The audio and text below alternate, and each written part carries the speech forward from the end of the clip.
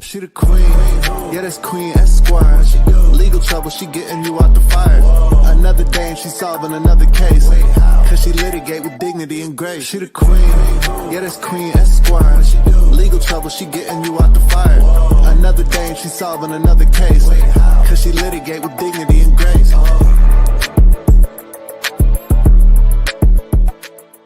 Hey Barbie, Chloe, period I, period period I, period period I, period period I, period period I, period period I, period period I, period period I, got my name up in your mouth, you don't know no better. Don't forget I'm from the south, yeah, I got them headers. You watching everything I do, studying all of my moves. Wish you could do what I do. Period I, period period I, period period I, period period I, period. Hello, litigators and opinionators. Court is now in session. Hello, Diana Ortiz and Christina Hargens. Did I say your name right? Or Crystal Hargens. Sorry, Crystal Hargens. Good to see you all on this wonderful Friday evening. I don't know what time it is on your side of the world or country or where you are, but it's evening here where I'm at. And I just had to come on here, you guys, and talk about the updates in the Karmelo Anthony tragedy. A lot has transpired this week, so I probably will be coming back this weekend to talk about some other stories that have unfolded in the news. There's been a lot of shootings and you name it. Okay. So recently, just yesterday, guys, there was a press conference. So basically, Karmelo Anthony, and let me just show you guys a photo of Karmelo Anthony, just in case you don't know who he is.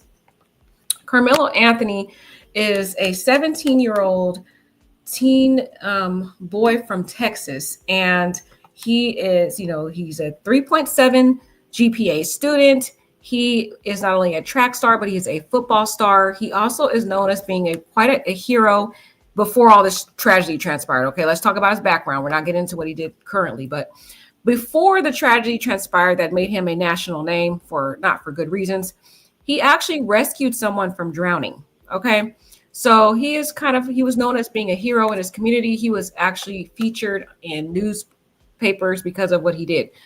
However, it's 9:03 where you are. Okay, Crystal. Wow, where are you?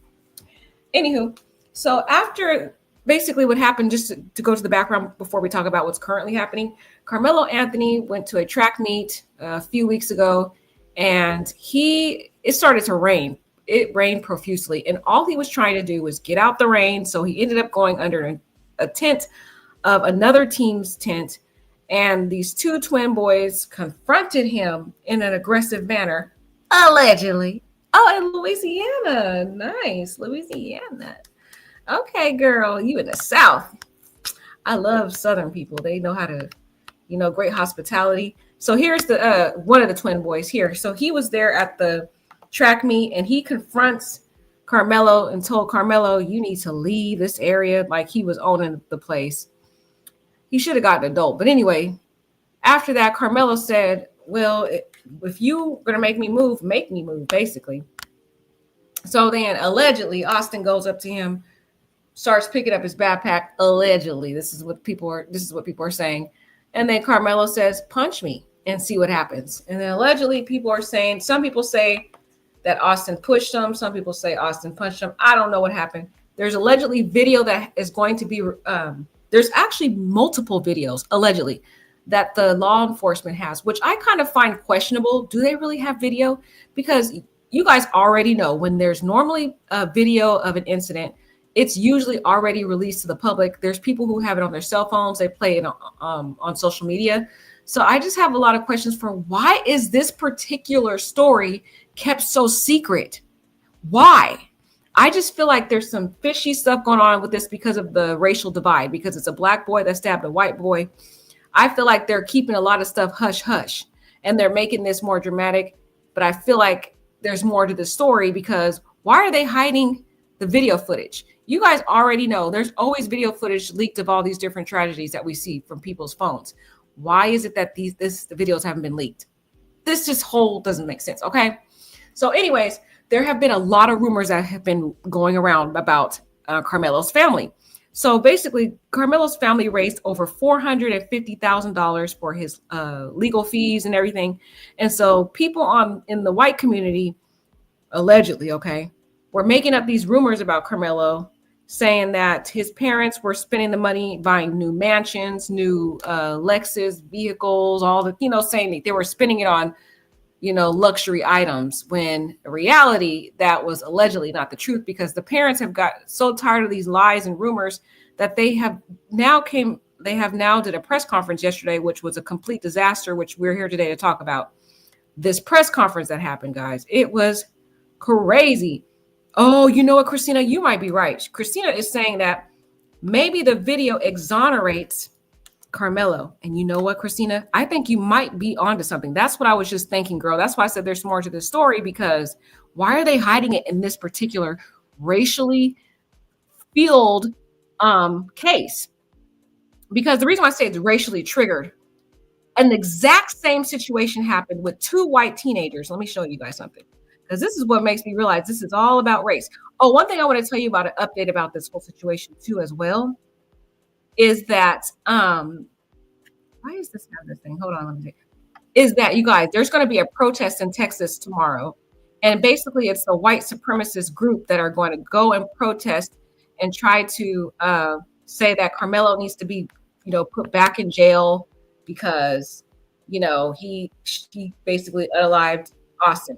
First and foremost, a lot of people don't realize that the law says you're innocent until proven guilty, number one. And number two, there's several factors that a judge must assess in order to determine whether a person's bail should be reduced.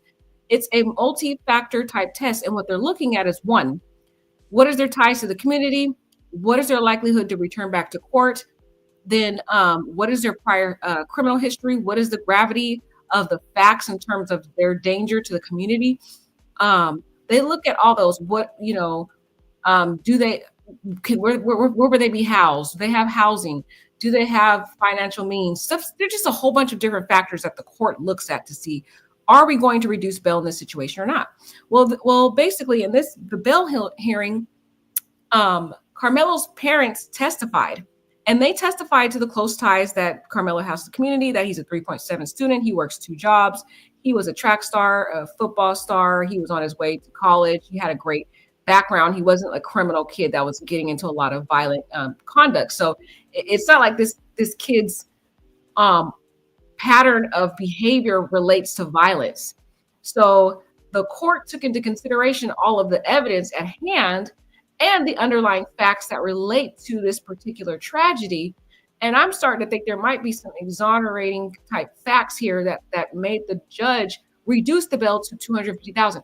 Now, there is another case that was very similar to these facts, whereby the court actually reduced that kid who was white from $1 million down to $150,000. So guys, Karmelo actually did have a higher bond than even a white kid who had the same facts, who stabbed another white kid. So in that particular case where the 2 white kids were involved and a white kid stabbed another white kid and unalived him, nobody protested that his bail was reduced too low to the $150,000. No one said anything. It's been quiet as a whistle. And now this case has recently gone to trial about the 2 white kids who are involved in the stabbing, and absolutely no one has said anything. No protest, no nothing. So here on the screen, you got, well, actually, this Jose Ramirez is not white, but you know what I mean. You guys know what I mean. He's not black, basically. So this case is another case that happened in Texas with these 2 boys that involved this white kid who stabbed this Hispanic kid. This white kid right here who stabbed the Hispanic kid, his initial bail was $1 million, you guys. And then the court reduced it to $150,000. Don't you know, guys, nobody said anything. Yeah, Tiffany, you girl, you ain't never lied. Tiffany said it. The mother was giving ghetto at the press conference. Yes, girl, we're going to get all into that today, girl. So hold your comment. Exactly. That's why I said that press conference was a complete hot mess. Anyway, let's get to this side story before we get into the press conference. But I'm trying to say that the reason why I'm bringing up this case with the 2 white or Hispanic and then the white defendant is to tell you guys, the reason why Karmelo's case is such a national case is because it's a black kid who stabbed a white kid. It's all about race and the discrimination that we're seeing, because no one has protested about this case where we have a white defendant who stabbed a Hispanic kid and he got out on $150,000 bail. Okay, so let's talk a little bit before we get into the press conference. This was a high school fight that ended with one boy stabbed to death and the other charged with murder, which was the white kid. And this case is currently on trial. You see the guy right here with the orange. This is the white kid who stabbed this poor Ramirez guy who died, okay? So the murder trial of a high school student who admitted to stabbing his classmate to death was kicked off in Texas this week. Kaysen Allison, now 21, confessed to unaliving Jose Luis Ramirez during a fight in the boys' bathroom at Belton High School back in May 2022. Allison's lawyer, Zachary Boyd, said in his opening statement that then 18-year-old acted in self-defense after finding himself forced to fight Ramirez and a group of his friends. Allison, who has been on house arrest, posting it was 175,000. I thought it was 150,000, but it was 175,000 bail back in 2022, is facing anywhere from 5 to 99 years in prison. So you guys can see this story right here is identical to what happened to Karmelo. Okay. In Karmelo's situation, same thing. The allegation is that Karmelo felt like he was about to get jumped, not only by Austin, but by Austin's twin and a group of kids. And so the same facts. And you see how Karmelo, the black boy, gets $250,000 bail, and this white kid gets $175,000. You see that racial divide with the same parallel facts. And I feel like Karmelo's facts are a little bit more favorable than the white kid here, because he has two family members that are married, a good married family that go to church. They're just, well-rounded family. Whereas this kid here on the screen, he not so much. So we could see the racial divide here and why there has been absolutely no outrage in this case. The people are quiet. Nobody even talks about this case, y'all. Nobody.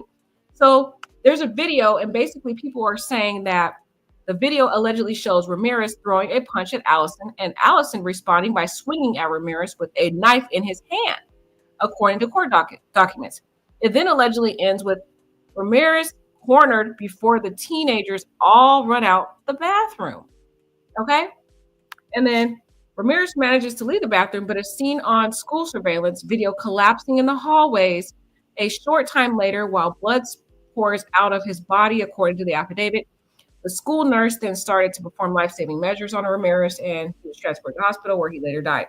So you see this guy's same exact story, but don't you notice there's been no uproar? There's been no protest about this teenager getting a significantly reduced bail from $1 million down to $175,000. And then you have to ask yourself the judicial inequality that's related to the two different cases. Why did Karmelo's bail get reduced down to $250,000, whereas this white kid gets $175,000? Why? They have the same exact facts in the situation. Both kids fighting, two kids stabbed. So why is it that Karmelo's bail is higher? This is what I'm saying about the inequality that is plaguing our judicial system as it relates to Black defendants. And then the same thing here, we have seen absolutely no protest at all. Okay? So that was one thing I wanted to bring out to you guys, is that this is all about racial divide. There's politics involved. Let's get into the current news with Karmelo, though. So yesterday, Karmelo's parents, they wanted to do a press conference because they had it with all the lies, the rumors, and it was not a good idea. It was not a good look.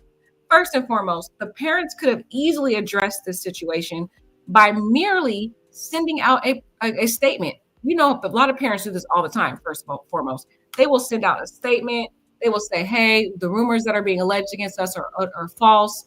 And, at this time, we're refusing to, give any information about the facts, but we have not, took any of the GoFundMe money or whatever, GoSendMe or whatever the name of that app is that they got the money from or whatever. But guys, this press conference was a mess. First and foremost, Austin's dad showed up to the press conference. We're gonna look at that first, okay? He showed up to the press conference, and the officers had to escort him away. first and foremost, I feel a lot of empathy for Austin's father because I feel like Austin's father is just looking for answers. I don't think Austin's father came there um, with bad intentions. I feel like he's really hurting. He lost his son and he just wants to know what happened. Like, I feel absolutely sad for him, the way he was treated. I mean, the cops weren't aggressive with him or anything. They just kind of, shook his hand, walked him out. We'll look at that video, guys. But I just want to kind of do my narration before I get into it. But I just feel like they should have just let him stay. He didn't come off as aggressive to me. He looked like he's just a hurting father that's just trying to find answers. And then based on what he has said in the past, the father has even came out and told people that this is not a race issue.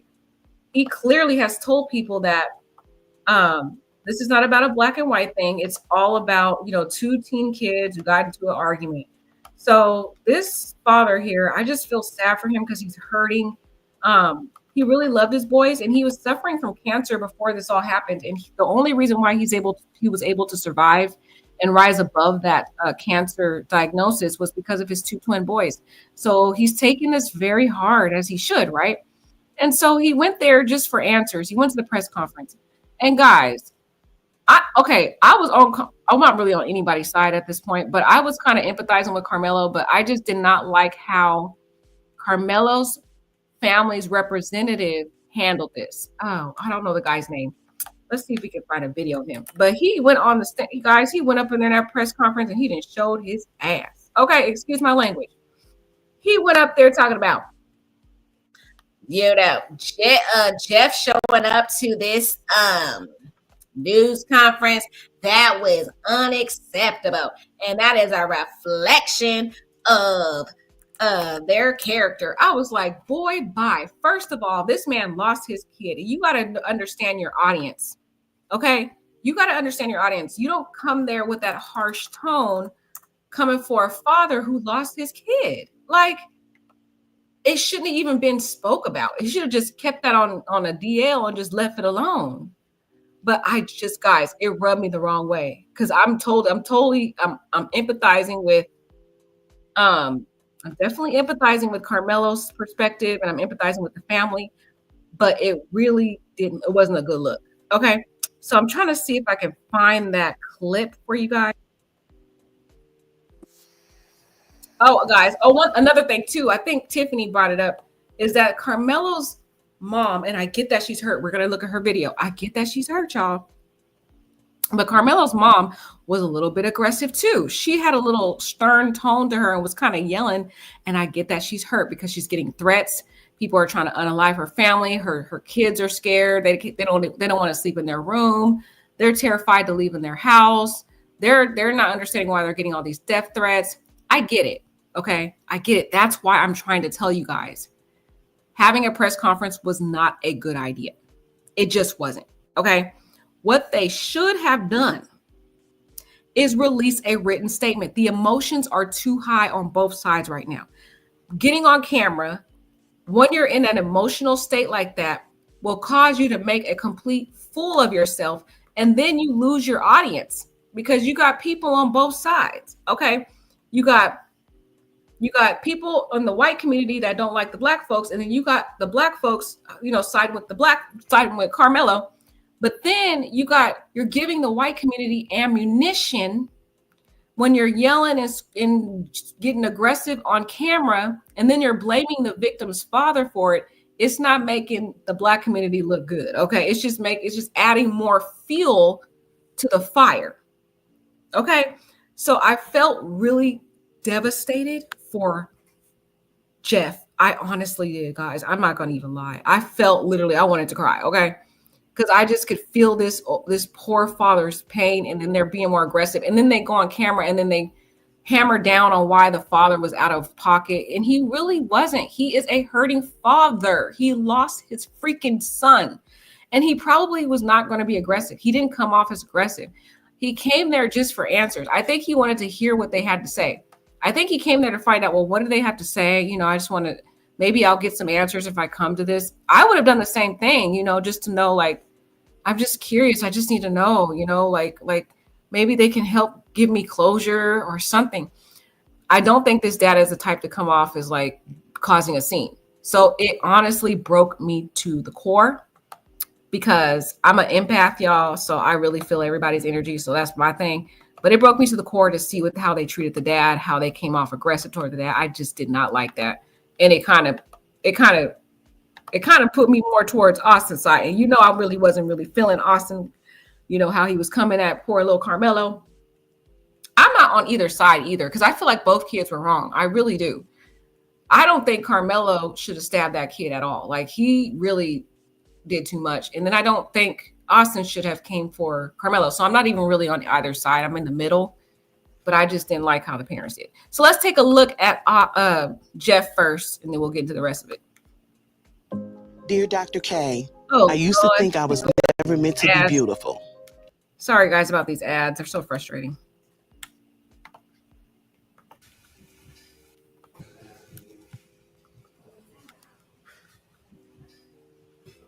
Hello, everyone. We are about to approach and get started in a few minutes.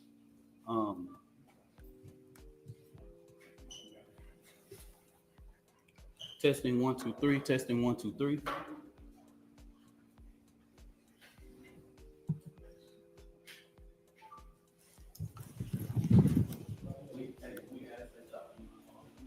Okay, and look, guys, the dad is not causing a scene. Look he just was calm. He was quiet. He came in there in a respectable manner. So I don't understand the reverence. Okay, thank you. Alicia kind of gave context. Thank you, Alicia. Oh my God, my people are here. We get started so we can put some house rules together. If we can swing over here and swing across the wall, we have security that are here in the building. We have a blended of Dallas Police Department and security for the Next Generation Action Network. Let me make this very clear because I say this unapologetically. The Next Generation Action Network has never played with the safety and security of anything. Okay, I'm just going to make this very clear to you, Mr. Reverend. First of all, this Reverend is complete messy. He's not a good representation of the Black community. I'm just going to keep it real. Every chance. Okay, first of all, this is a tragedy.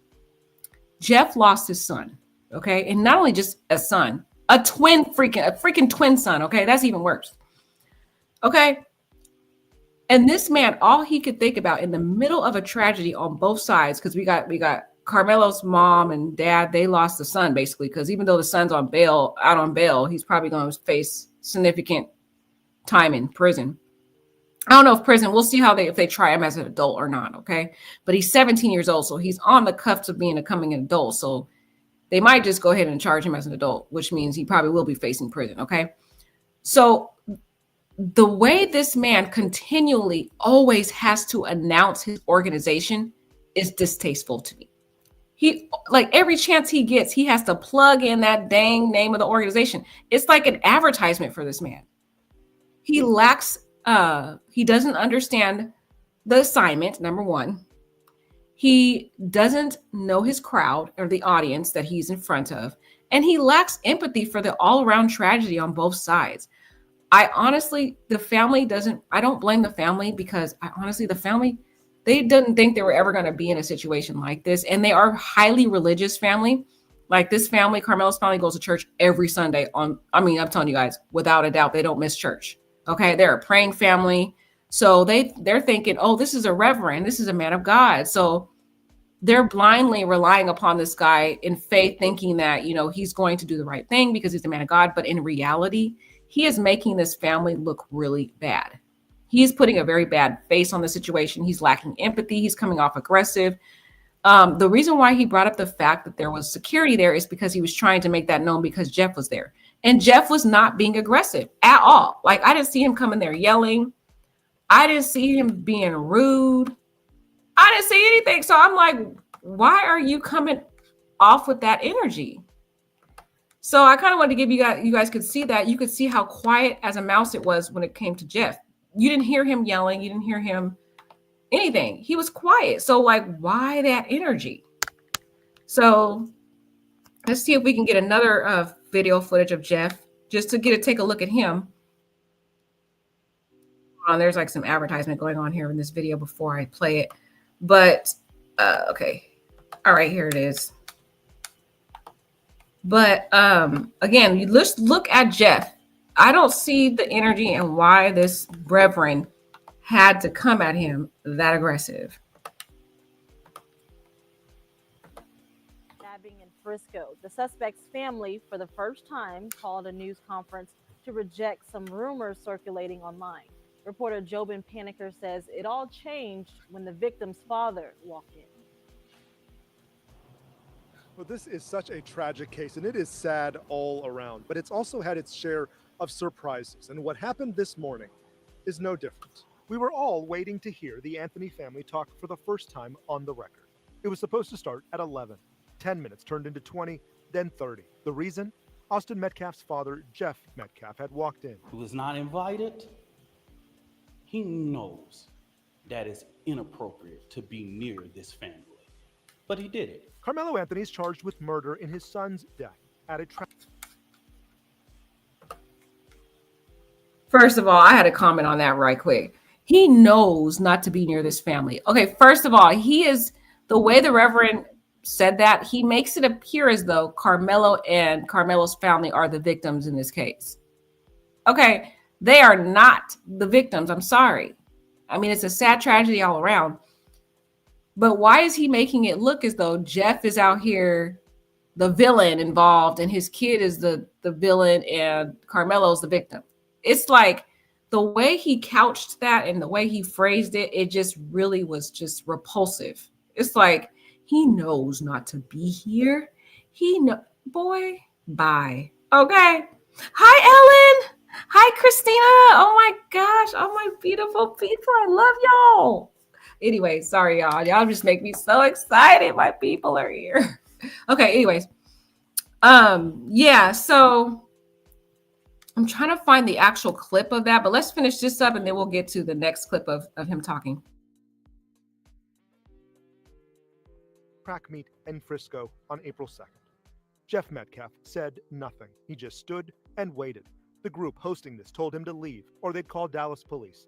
The group's founder, Dominique Alexander, made this statement. Is a disrespect to the dignity of his son. Jeff Metcalf was escorted out by DPD before the family arrived to speak. No, he did not, y'all. No, he did not. He said it's a disrespect to the dignity of their son. Can you guys believe that? No, he did not. First of all, Jeffrey represented the dignity of his son with class, grace, and y'all know my favorite word is dignity and grace. Y'all know the two words I say all the time. I feel like the way Jeffrey showed up was within dignity and in grace. Because number one, like the news reporter says, Jeffrey said absolutely nothing. He didn't come there with an aggressive tone. He didn't come threatening anybody. He didn't come with any firearms because you guys know Texas is an open carry.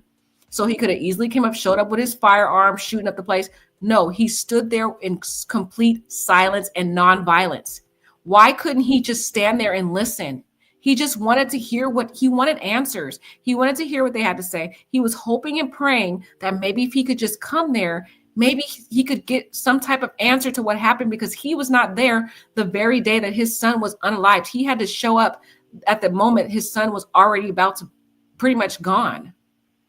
So again, I don't like how the Reverend is saying, oh, he is a disrespect. He showed up here disrespecting the dignity of their son. This is what I'm saying, guys. This is why individuals need to be very careful who they have as their representatives. And also, no press conferences when you're in an emotional state, because it's going to make you look bad, which it did in this case. And it really kind of turned off a lot of their audience because they had a lot of support. What they still do have the support. But even people in the Black community are not feeling this Reverend. Like, I'm actually looking online and there's people in the Black communities like, that Reverend was doing too much. They even don't like it. So, let's go back, guys. That just still gets me emotional every time I watch that. Ultimately, it was not a court order that made him leave, but because the owner of the building said he was trespassing. Metcalf shook hands with officers and then left. This press conference was about hearing from Karmelo's mom, Kayla Hayes, and we finally did. We believe in legal process, and that is where the truth will come out. To the family who experienced the loss, my heart truly goes out to you. The family says they've endured threats, lies, and racial harassment over the last 2 weeks. Our family has been under attack. Mostly over a fundraising page they say they haven't been able to access until Wednesday. They're fighting claims they're profiting off of this or living lavishly from the funds raised. We have endured death threats. My husband had to take a leave of absence because he's afraid what may happen to our family. We've asked for comment from Jeff Metcalf. He told us not to quote him. We're also told this will be the last time we hear from the Anthony family before a possible trial. But that will not stop all the talk from the outside and any more surprises that have come with this case.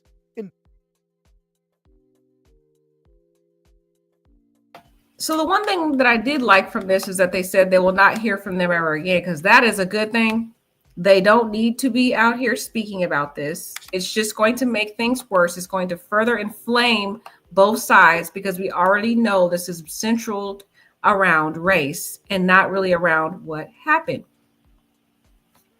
And so Sunflower says that's not what the press conference was about. Any answers that he need will come out in trial. And that's understandable. Sunflower Goodness, girl, you are entitled to your own opinion. But I'm looking at it from a human perspective. I'm not really looking at it from an objective person that's from the outside, because an objective person, that's easy for us to say because we're not in Jeff's position. We don't know what it feels like to lose a son in the way he lost his son.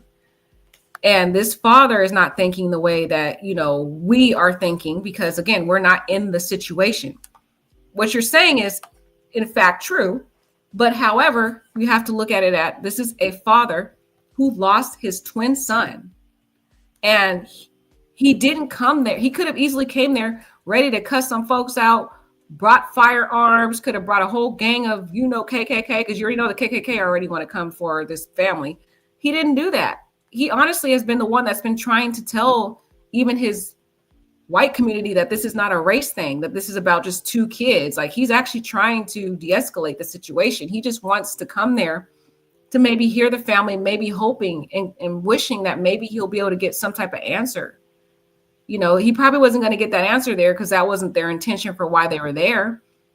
But I'm looking at it from a human being.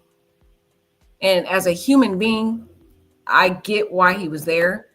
And all I can do is empathize with him with my open heart, because I get it what you're saying. But I don't feel that the family should have handled a victim that way, a victim's family that way, because in this case, he did lose a child.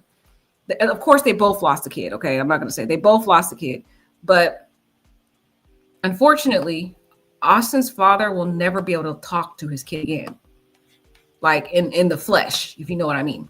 So let's take a look at this press conference. We're going to do a little bit of clips of it. We'll stop here and there and talk about it. I'm hoping that you guys have already watched it, so now we're just more so reacting to it. So I will stop in between because I know some people get irritated with that, but more so the purpose of this is to react to different parts and kind of analyze what we're hearing. So let's go into that.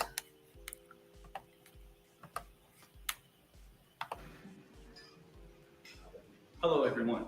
We are about to approach and get started in a few minutes.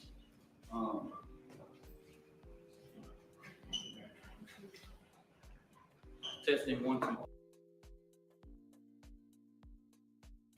And right now, you can actually see how uncomfortable Jeff's presence is making the Reverend feel. That's why he's talking that way. He's kind of stuttering. He's looking back at Jeff and feeling uncomfortable. I missed you too, Ellen, so much, girl.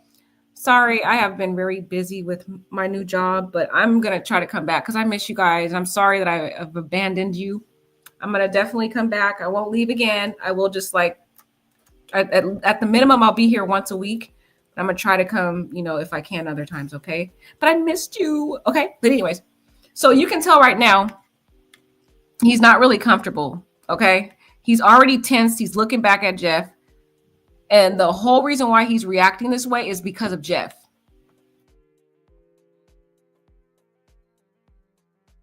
Three, testing 1, 2, 3.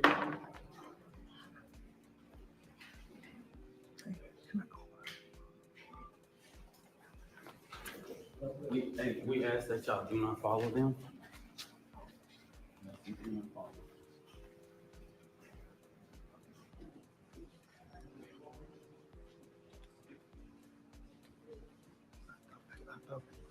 Okay.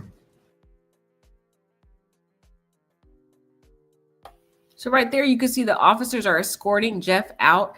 And as you clearly heard from the reporter in the prior video, there is no court order that Jeff has to stay away from the family. Allegedly, that's what the reporter said. Basically, it was the owner of the building that told Jeff that he was trespassing. So it's not like Jeff was out here violating court orders. He was coming to an open public event that he thought everyone was welcome to. And he just really just wanted to be there to hear. I don't think he would have said anything. I think he would just wanted to hear what they had to say. I feel so sad. Right, Yesum?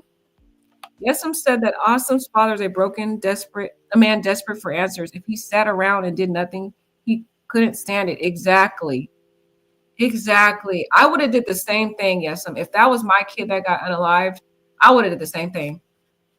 I would have came there trying to just like anything I can just hear about my kid. Man, if I could have just went to that place and hugged poor Jeff, man. Oh God, it sucks.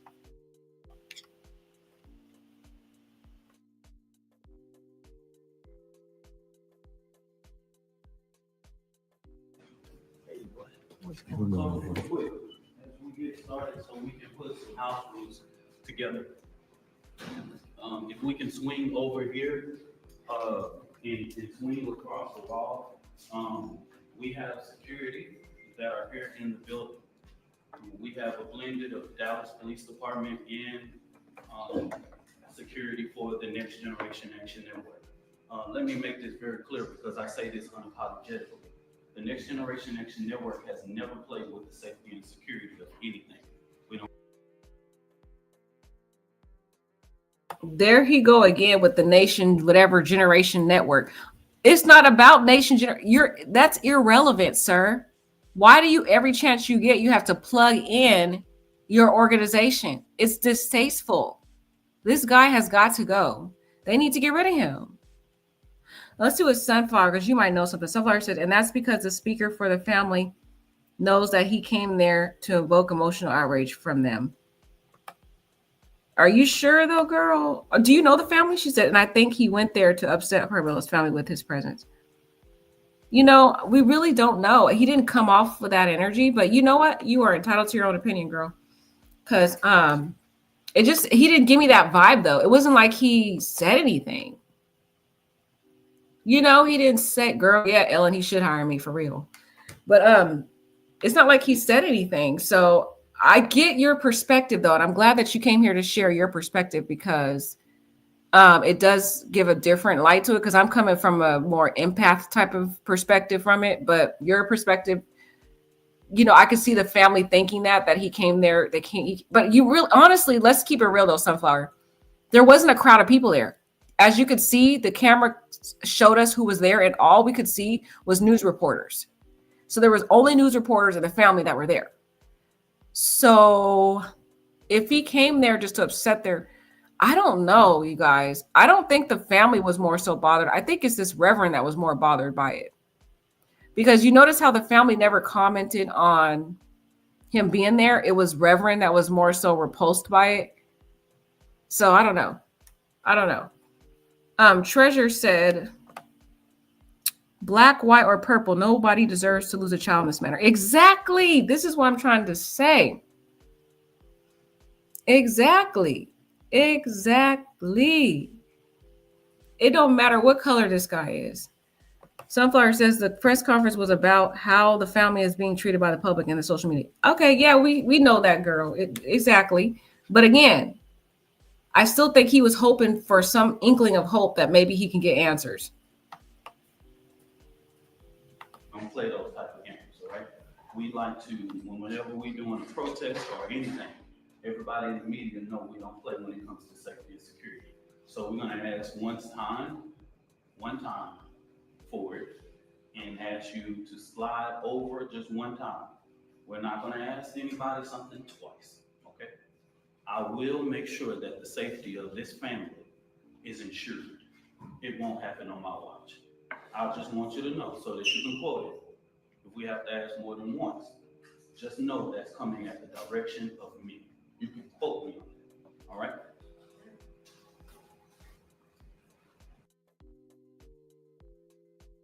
But why is he aggressive though? Okay, we as the Black community are already dealing with the image of coming off as what the white community is saying, aggressive, we overreact, allegedly. That's what they're saying we are, right?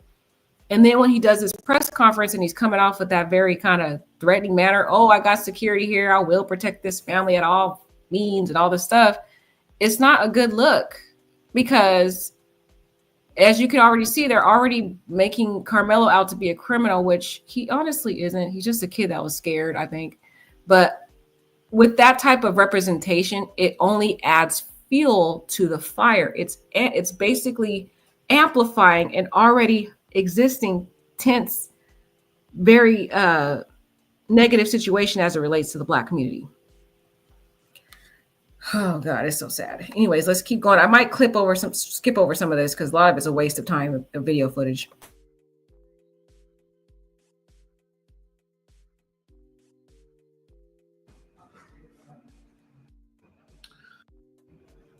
No matter our opinion.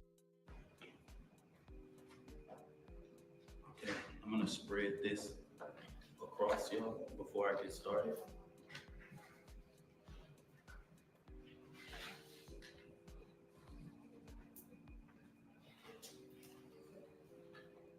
Just make sure you let me know if any one of your cameras are.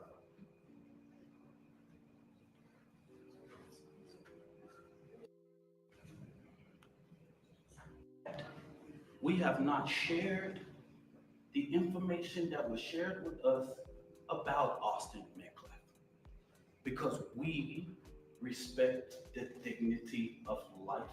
To say something as a deep note that I can tell America. What we seen at the beginning of this press conference, of the father being at this press conference, these are my words, don't quote anybody, is a disrespect to the dignity of his son. Next Generation Action Network from the beginning has respected the loss of life. No matter our opinion of it, we have kept our opinion close. We have not attacked. We have not shared the information that was shared with us about Austin Metcalf because we respect the dignity of life and loss. And as a minister, I would not attack a grieving family, even if I disagree with them. When I have stood before this podium for people who have died at the hands of law enforcement, I have asked for that same manner of respect. And even when the shoe is on the other foot, I will not do that. And all I'm going to say, so it don't be asked later, is that was disrespectful and just shows you all the character who is not invited. He knows that it's inappropriate to be near this family. That beginning speech alone, in my humble opinion, was very inappropriate. It came off very aggressive and very abrasive. However, as I'm reading what he's doing right there, it appears as though he has information about the Metcalfs, whatever their name is, their family, and those teen boys. There's information that is damning to those twins as it relates to their character that they have information about. And they can't share that information because that information is going to be used as evidence in the trial in Karmelo's defense. So the way that he's coming off very aggressive towards Jeff is based upon the prior information that he has that the public does not yet have. However, you and I, who don't know about the information that he has, it comes off as distasteful because he's coming off very abrasive and very aggressive towards a mourning father. This is why having press conferences in this situation was inappropriate. The proper thing, because of the emotions being so high, should have been that they released a written statement to the news outlets to clarify any of the false rumors that have been shared about their family. So that's why I'm telling you, I feel as though he has information, guys, about those twins. And it's obviously not good information. Maybe those 10 twins have a history of being aggressive or being bullies, or maybe how they carry themselves with other children, that they have that information. And they even said it at the beginning that there's information that he knows that he will not share with the public yet. But again, because no one knows what he's saying, the way he is presenting it is not helping the Karmelo situation. And as we already know, a jury trial has already taken place in the public already. I'm not talking about in the courtroom. I'm talking about in the public opinion. And public opinion is very important because some of those people in the community are the very people that are watching this press conference. And now they're looking at Karmelo in a negative light because of this reverend who is coming down aggressively on Jeff. And maybe Jeff's kids may have a history of some type of aggression, but that doesn't mean Jeff is a bad person. You can't blame Jeff. Now, I do want to kind of address before we get into the rest of this conference, guys, because again, this is more of a reaction video. It's not a play the press conference and don't say anything. But Chris Sunflower brought up a comparison, and she said, what if the Karmelo's family showed up to a funeral? That is not a fair comparison. A news conference is not comparable to a funeral of a family member who is lying in a casket and they're memorializing and sharing memories of him in a funeral. That's not comparison. You can't compare it. You would have to compare maybe Jeff and his family holding a news conference and they show up to that news conference. You have to have the parallel stories. See, that's the problem in the situation with the self-defense that we're having right now. We've got a situation where Austin pushed Karmelo and Karmelo used incomparable force by stabbing him back. That is not a legal self-defense case unless we have more information that we don't know about, because we don't know the whole story. It might be worse on the side of the twins than we know, but that's what the information we have. And based on the little information we have, it's the same thing. You can't compare a knife to a push like you can't compare a funeral to a news conference. It doesn't flow. You have to have parallel situations. And if we use a parallel situation, an equal comparison, I would say if let's see, Karmelo's family showed up to the victim's news conference, it would depend on how they showed up. If they showed up in a peaceful manner and they came humble and they apologized, first showed their remorse to the Metcalf's family and said, we're here to at least express our empathy and our condolences, and we're here as a way to respect your family, to show you that we respect your son, and we're here to show honor and remorse for what our son did, and we're just here to stand in a way to show peace, to come to in peace as two mourning parents who are going to lose our kids. You lost your kid in the physical, we're losing our kid in terms of the judicial system. Then I would say, no, that's not wrong for them to show up. It's different if it's a funeral, though. You'd have to compare it to two different funerals. So I wanted to answer that because I saw that in the chat, and I don't think it's a fair comparison. So it wouldn't really be an equal analysis. Let's get back to this press conference. But he did. And so I say to people, actions speak louder than words. Okay? What he has failed into is the political operatives that want to make this thing a political thing of hate, yet bigotry, and yet racism. We have conservative operatives that have been posting nonstop about this case. It is outright disrespectful. We haven't been doing it. The Next Generation Action Network has been here, popular and unpopular. Here we go again with this next generation, whatever. He's focused on the next generation thing instead of Karmelo. He all about advertisement. Like, what does the next generation have to do with Karmelo and his parents and Austin and Jeff and the Metcalfs, whatever you say their name is? It's just like, seriously, this man is really just irritating me. And then another thing that he says is he says that Jeff's father is pushing in and kind of, you know, going towards the like emphasizing and advocating for the political division in the situation. That's false. Clearly, this reverend has not looked at the interviews from Jeff. If anything, I'm more repulsed by the twins' mother, who, to me, the things that she says kind of makes it more of like a racist thing, because she says, oh, not racist, sorry, stereotypical kind of like angry black man demonstration when she said, oh, just because he was upset or angry, my son's now dead. That is creating an inference that Black people are the angry black man, angry black woman syndrome, basically have this angry black man, angry black woman syndrome. And so I feel as though the mother, as opposed to the father, is the one that's playing in on the politics. The father is not, which is why I'm saying Reverend does not understand the assignment. He has not heard Jeff speak. Jeff is actually the one that's trying to de-escalate the racial division, because Jeff has said in a Fox News interview that this is not about race and division. It's not about politics. And he doesn't like that people are trying to bring up politics in the death of his son. He particularly said it's about two kids, not irrespective of the color of their skin. It's about two kids that got into a confrontation.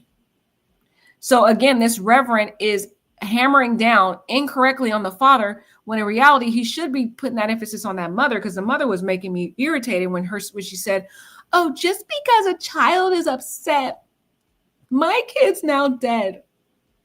And my kid was doing the right thing by going up to another kid, pushing him. And no, she didn't say that part. But basically what she's basically saying is her kid had a right to push this other kid and be aggressive.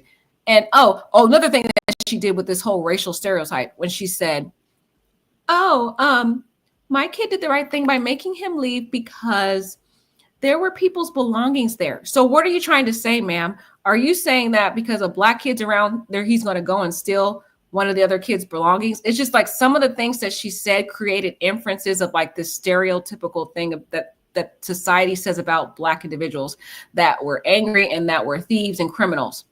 Whereas the father, Jeff, to me, does not come off that way. He, in fact, to me, is an honorable man who lost his son, who is trying to just look at it from a kid situation, not a racial divide situation. Because in fact, those twins played with Black kids. It's not like, I don't think the kids are actually racist, because they have on their social media, and one of their close friends who is Black came out and spoke about about Austin and how Austin was a good friend to him. So what Jeff is trying to do is de-escalate the political divide. So this is why I'm saying the Reverend really has not understood both sides and did his homework before he came to this press conference, which is why I said the press conference is a complete mess, because he doesn't even know what the information has been released on both sides. He doesn't even know who the father is and how this man, in my opinion, in my opinion, I feel like he just shouldn't have did this news conference. They should have had their attorney, because they actually have a good lawyer who is a great advocate. I said in the part 2 video that I really like Karmelo's defense lawyer. He's going to be a really good lawyer in this case. I think he's got some pretty good potential help advocate for Karmelo, and Karmelo might end up having a pretty good outcome if they keep this lawyer that they have. But this reverend is not it. He's just not it. Popular. So regardless of what's going on, that was disrespectful. Disrespectful. And I will leave it to y'all to define it. But of course we want to. Well, I'm going to go ahead and define disrespectful.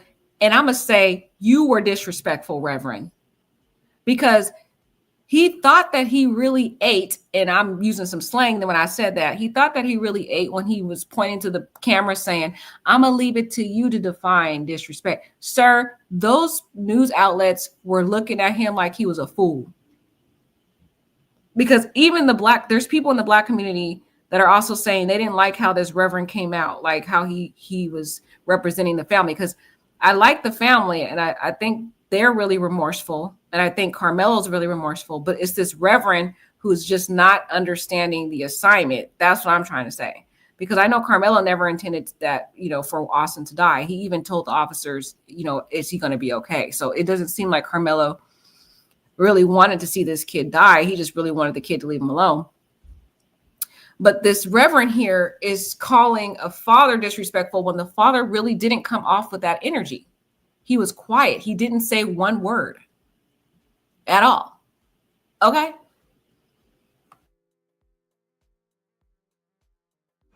Y'all, I'm Minister Dominique Alexander. I serve as the president of the Next Generation Action Network. Today, I come before you with a heavy heart, but determined in spirit, not just as an advocate, but as a Black man, as a father, as a protector, community, and children. There are 4 critical points I must address today, and I want to make sure that the public and the media and everyone who believes in truth and justice. First, the misinformation about the fund. From the very beginning, there was an intentional disinformation surrounding the fund created in the support of the Anthony family. The Karmelo Anthony Fund, hosted by Give, Send, Go, let's be clear, the family has not received one dime. Any of the media could have verified this, but we saw on Twitter, we saw on Facebook, and so many different things of the false, lavish life of this family. $800,000 home, purchase Escalade, in private security. Let me make. No, this ghost send me money is one of the very reasons why they had this press conference, because I do feel as though individuals in the other side of this whole tragedy, they are spewing racial, stereotypical implications that this Black family was spending the money on lavish things. Because again, certain individuals who are racist like to use stereotypes and generalities to try to implicate certain images of the Black community. And so they're trying to say, oh, they got the GoFundMe and this. All of that was a malicious intent to slander this family's reputation. So this was the whole reason why they came into this press conference, to address these rumors. When I said this could have easily been addressed with one written statement from the family. Make this very clear, the Next Generation Action Network has always had its security detail. Many of you that know us in the Dallas and Fort Worth media know that we have our own security detail. One of the individuals that escorted Karmelo Anthony out of jail is here present with us now. They are a part of the Next Generation Action Network security team. The family hasn't hired any private contractors or whatever, or splurged or whatever.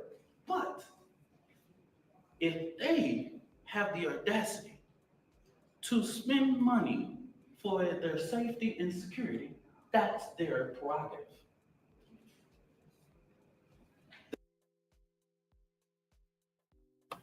Okay, I actually do agree with him on that one, that the family, especially because they are receiving a lot of death threats, they do have a right to pay for security if they need to. Good thing that this next generation organization has security, so they don't have to worry about that. But I do agree with the Reverend on that, you know, they have a right to pay for their safety. So again, the individuals who are malicious and are out here spreading false rumors about this family getting security, I don't understand what the intention was. Okay.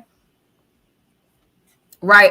Empress Sovereign Heart says, since helping these folks destroy these people, this is embarrassing. Girl, exactly. She said, need to be taken off of social media. These people are trying to destroy this family and y'all helping them. They have younger children who are being threatened. You guys are heartless with no common sense.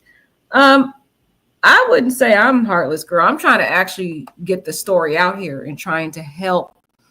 And we are more so trying to get more of the message out by sharing this information. It helps diffuse the rumors that have been alleged against this family, which is that they were out here abusing the go send me money. So, and in fact, we're actually trying to help the family by getting the truth out. So let's keep with the news conference. The family has not withdrawn, and just until recently, just yesterday, they were officially notified by Give, Send, Go that they could start the withdrawal process. But if anybody know about this process, they know that that takes about 2 to 3 days to withdraw from that and actually hit any account. But this blatant propaganda wasn't just about the fund. It was to discourage the public from giving to the fund. That's what this was about. Because just like TMZ was able to call, give, send, go, everybody in the media, in these news outlets that I've never heard before, could have did the same thing. When I first called. All right, the Reverend made a good point right there too. First and foremost, a lot of these media outlets are completely messy. Okay, they like to spew up false information to create drama and incite reactions to get views. So they didn't really want to get to the truth. They didn't want to know the truth. They wanted to continue to spread this false rumor so that people will click on their articles, click on their videos, watch them, and then react and be enraged. And also there was an intention for, another intention was for the white community was really angry, right? That Karmelo was having this Go Send Me app.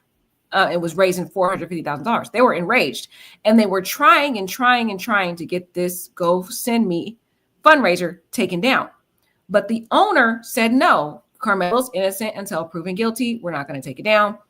So they took another alternative. They thought, well, if we spread these false rumors that they're out here, misusing the money, maybe that will deter people from giving more money. That was their intention, right?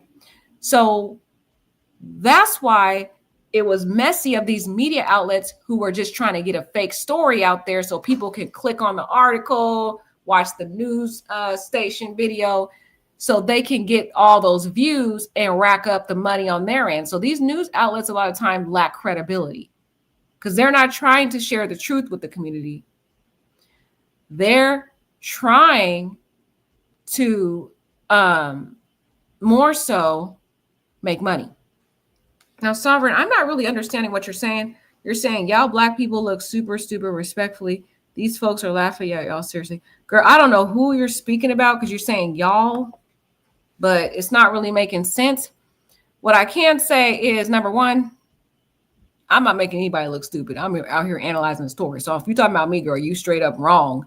But if you're talking about the Reverend here, I can say I respectfully agree with you because I feel like the way he handled himself was not tasteful. I do agree with you that he was doing too much, and it was not respectful how he handled the news conference and how he addressed the mourning father. So I could agree with you as it relates to this particular reverend. But if you're talking about me, girl, I disagree with you.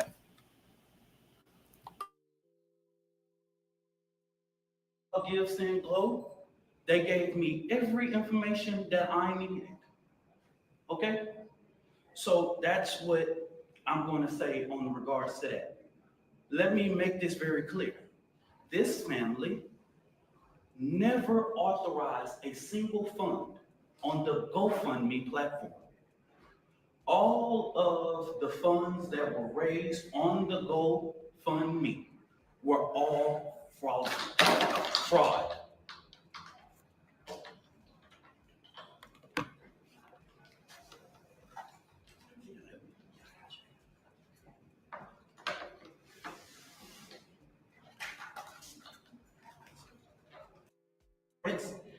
To their safety. People have sat outside their house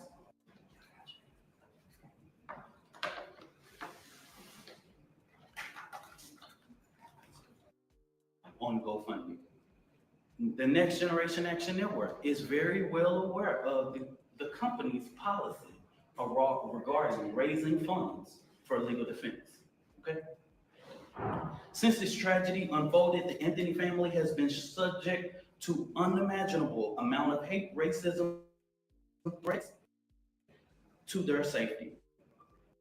People have sat outside their house, sent objects delivered to their door, publicly harassed, online and in person. This is not just about Karmelo. It's about the family who dared to stand and demand justice in a return and receive ugliness that racism in this country still breeds. But let me say this loud and clear. We are not scared. We are not moving. We will not be silent. What I've always said as the president of the Next Generation Action Network, we will never ask the oppressor for permission to liberate our people. We will not. And again, this is all about race, as you can hear here. And if you guys watched the very beginning of my video, when I was talking about the Caucasian boy who stabbed a Hispanic boy back in 2022, who is now facing trial, who had his bail reduced from $1 million down to $175,000. There was nobody making threats to his life. I never even heard of the case until now. So it seems as though there's just a racial targeting of this family because of the color of their skin. And now they're getting death threats. These kids, they have their addresses released. There's swatting going on both sides. Even with Jeff's father's, his address and everything's being swatted. There's addresses being leaked online. There's death threats. It's just a hot mess. And another thing I do want to, this is like doesn't have anything to do with anything, but thank you, Alicia, for bringing up. See, Alicia, she's been around. Ellen has been around. They know this channel. They know what the intention of Esquire's channel is all about. And my channel is all about getting to the truth, and I'm not biased. It is, to me, I don't look at race or ethnicity. Just because I'm a Black woman, I don't look at it as, because they're Black, they're in the right. No, I look at everything from an objective manner. So I'm speaking more so from both perspectives, because I really am not looking at color or who's Black or who's white or who's Mexican. I'm looking at it from all angles in an objective way, and also incorporating the societal biases that may be playing at hand. So we're not here to gossip. We're not here to kiki and cuckoo and have fun. We're here to litigate the case. We have opinionators in the chat. We got litigators in the chat. We got people who are all trying to chime in and figure out what really happened here, what's going to eventually happen, and what do we think, should be the end result or the responsibility, and what lessons we can learn. So, we're not here to gossip. Our channel is all about opinions, trying to figure out what the truth is, and we look at it objectively. So yeah, I just wanted to make that very clear, just in case you're new to the channel, you may not understand. Yeah, that's true. They are threatened by a black judge, Empress. They threatened the black judge in this situation, who actually reduced his bail. Even to me, that bail was too high, because as you can see in the other case that I talked about earlier with the white kid who stabbed the Mexican kid, his bail was reduced to $175,000, and his facts were a little bit more distasteful than Karmelo's. And Karmelo has a pretty good background. He has 3.7. He's a track star. He's a football star. He works 2 jobs. He comes from a very well grounded background family. So I feel as though even the bail that she reduced it to as a black judge was too high. But we got the white community out here about to protest on Saturday to try to get him back locked up, which is not going to happen because they just don't understand the law and how people are innocent until proven guilty, irrespective of their color. So let's keep going. Ask for permission to stand up for the rights of our children.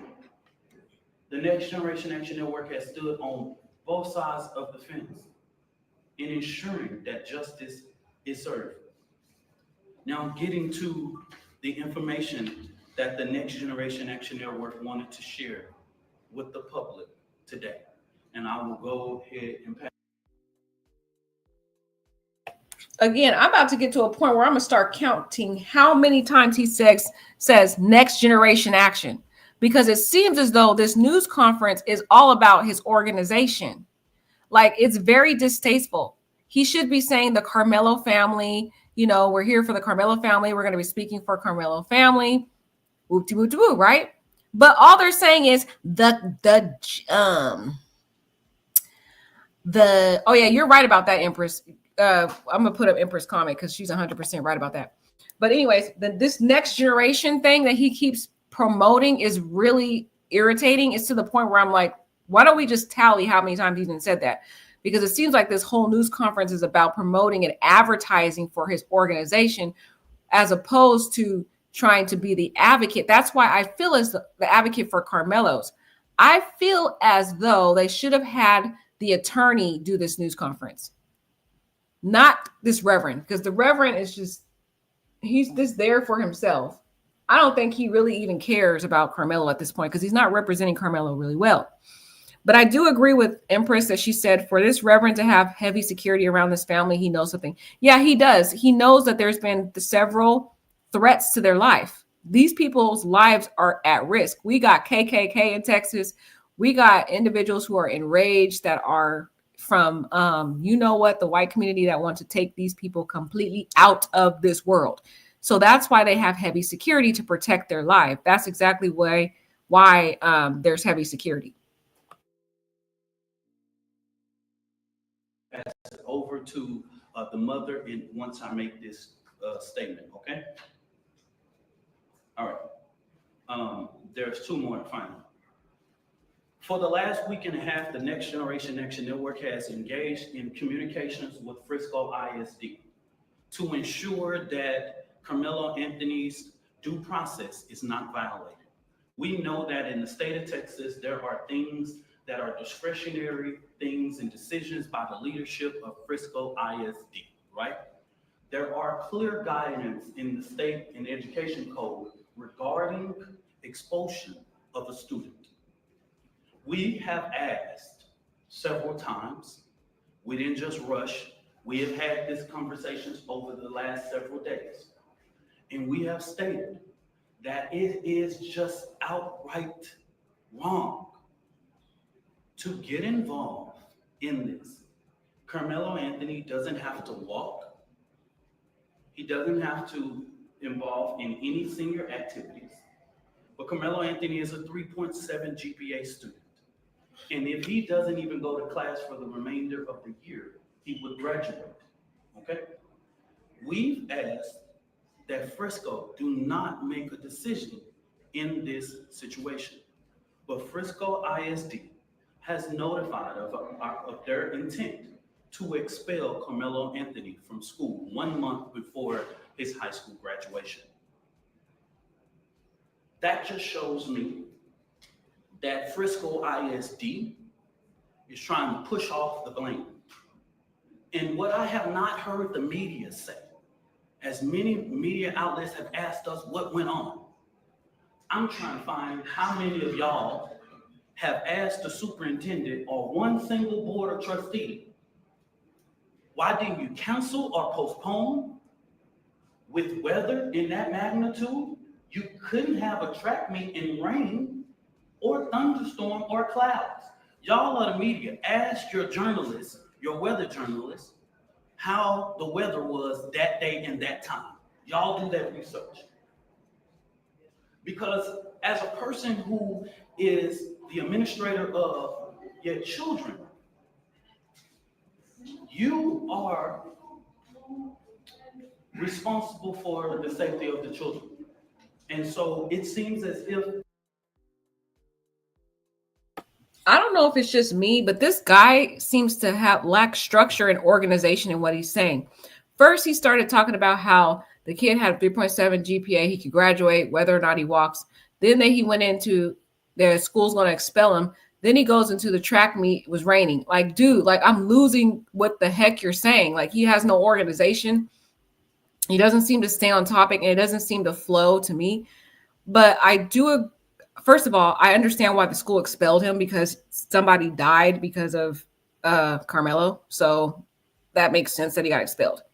So I don't understand why he's bringing that up because, again, that really has nothing to do with why they came there.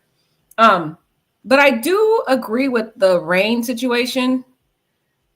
Karmelo was trying to get out the rain, so I don't understand why Austin had an issue with him being in that tent. And then second, why'd they have a track meet in the middle of the rain? That's a safety hazard. Like if these kids are running in rain, they could easily slip, fall, sustain severe grave injuries. So I do agree with him on that they should have checked the forecast and the weather that day because maybe none of this would have even happened. I don't think Karmelo would have ever went under that tent but for the rain. So none of this would have even happened. We wouldn't even be here today talking about this tragedy, but for them not looking at the forecast and planning this track meet on a better day where there's better weather. Like it's just a safety hazard. Okay, it don't make sense to me.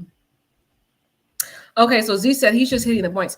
He's hitting the points, but the points aren't hitting. You know what I mean? Like they're kind of being muddled together. Right. Yeah, Z, I do think that they should sue the school. Honestly, I think Austin's parents should sue the school. Because of course, I feel like the school is definitely responsible. They were very negligent in having a freaking track meet when people run. You're running and you're on slippery ground while it's raining. Imagine somebody slip and fell and hit their head. Like this whole situation, even though it's kind of like tenuous, the school's going to say this is tenuous. You know, the rain didn't cause Karmelo to stab someone. It was rain. It was Karmelo's own behavior. But still, I feel like the school is negligent in that. Why have a freaking track meet in the rain? Like, who does that? God. So Empress thinks, she said he's the perfect advocate for the young teens. None of you guys are talking about that, but doing the dirty bidding of others. I honestly, like I said, I don't think he is. I think they should have had the lawyer because, like I said, I don't feel like he really understands the assignment. He didn't really research both sides. He don't even know that the father was trying to de-escalate the political divide. So I don't think he's a good advocate. I think the lawyer should be the one that should have spoke because actually I heard the lawyer speak that represents Karmelo and he speaks very well, very persuasive. And he represented Karmelo in a very dignified, respectable manner in prior news conferences. So I don't think that this guy is a good advocate. And, you know, regardless of what you say, I'm not doing the dirty bidding of anybody, girl. I don't know what you're saying, but you are completely off. Briscoe ISD is trying to push this off by making this decision that they do not have to make. So the Next Generation Action Network, outside of the legal process, will be going through different avenues regarding to ensure that we fight for the rights of Karmelo Anthony. Okay, I don't know about anybody else, but I'm honestly so tired of hearing this, Reverend. I'm going to skip over to the family because I really want to hear from the wife, because I'm really kind of just over this guy speaking. So I'm going to skip over. But one thing I did have a question, guys, and don't judge me on this, but I wonder, how come the father didn't speak? Why did he put his vulnerable, emotional wife there in the forefront to speak for the family? The man is supposed to be the head of the household. He is the protector. He is the one that guards the family. So I kind of had a question about why he didn't speak, why he put his woman out there like that. I don't know. That kind of just didn't sit well with me, but that's just my opinion.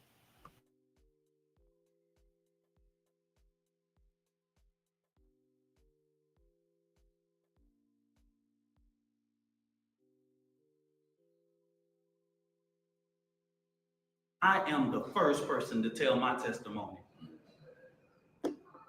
I don't have to prove anything to nobody. I am a proven testimony standing here that God, even when you make mistakes, God is not finished with your story. I'm going to bring this mother, Kayla Hayes, and it has taken her. Again, this news conference has been all about this reverend. He's over here talking about his own testimony. Sir, nobody cares about you or your testimony. What we care about is both parties involved in this. He's still talking about himself. Like, it's off-putting and it's irritating. It really is. And I do agree with what Treasure had to say here. Let's go back to what Treasure said in the comments here before we go to the parent. Now the wife is going to speak, but I want to hear some of the, this is more of an interactive live, so I do want to hear from you guys.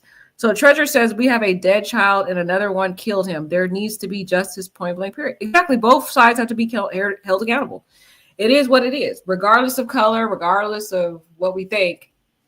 You know, there's accountability for choices that we make. And like I said in my first video about this story, I feel like the parents should have sat Karmelo down way before this happened and talked to him about, you know, certain force in society.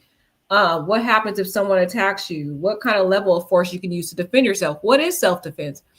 A lot of times parents don't speak to their kids about certain things, and this is what happens. I honestly think Karmelo thinks in his mind that he was really legally defending himself. There's a difference between subjective defense and legal definition of self-defense. And in the legal perspective, using a knife when someone merely pushed you, unless there's more gravity of force and some other information we don't know about. Again, we did not see the video. The video might depict way worse than what people are saying. The video may show Austin being aggressively pushing and punching Karmelo and the twin jumping in. There might be a group of people jumping Karmelo. You guys, we may not know because it feels like all the information that we're getting is a bunch of lies. People keep lying on both sides. We don't know what really happened in the situation. But if all we have is what people are alleging, that there was a push and a stab, that is not legal self-defense. It is what it is. Whether Karmelo was black, white, Mexican, or Asian, using a knife when someone pushes you is not a legal definition of self-defense that would get him acquitted. It is what it is.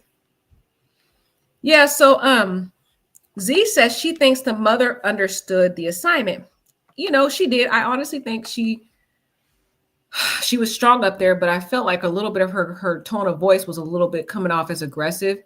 And we don't want that as a Black community to be something that depicts us, because again, the other side, where we got some people who are in the white community who, and I'm not saying all white people are like this, guy. So please, when I'm saying things, don't take it as me saying all white people. I love all ethnicities.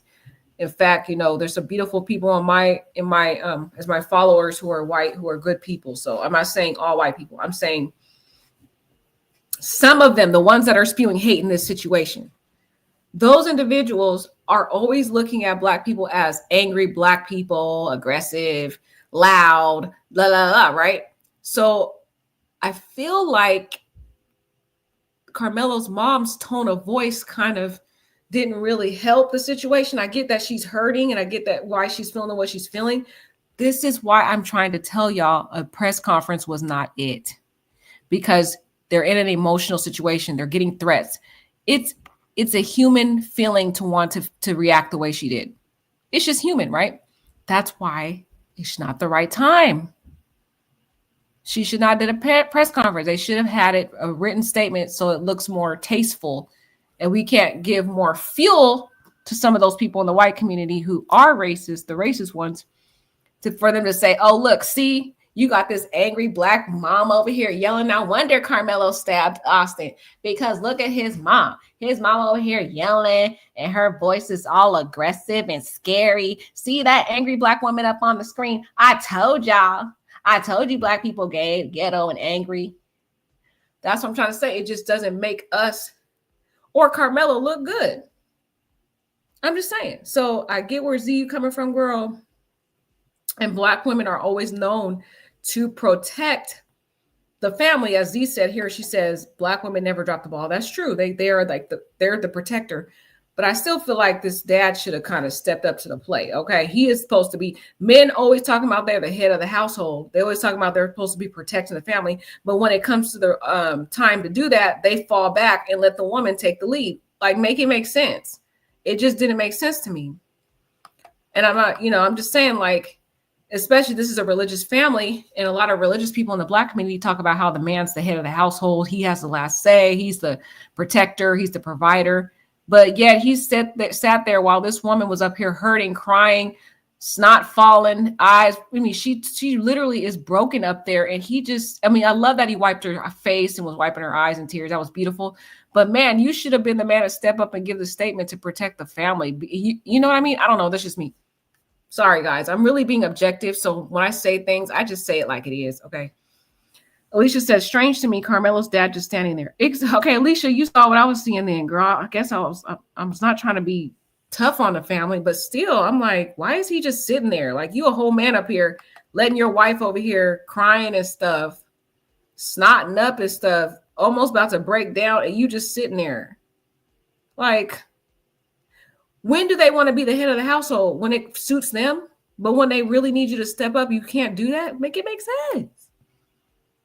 Oh, okay. Let's talk about this too. Z, thank you for reminding me. People are saying that Karmelo never used a knife, that he used a track cleat, and that he was fighting for his life. See, and that's what I'm saying, Z. That's probably why they're hiding that video. They want to feel the fire. They don't want people to see that video, because they know as soon as they see that video, it might put Austin, unfortunately, the victim, in a bad light. And then everybody gonna say, oh, well, see, this kid had a reason. So a lot of times these news outlets are messy.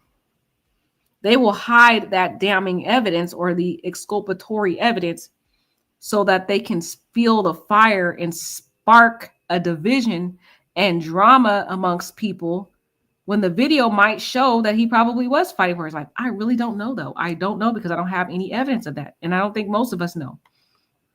Okay. And yes, you are right that they're saying it was a cleat, a track cleat or whatever it was. It wasn't a knife.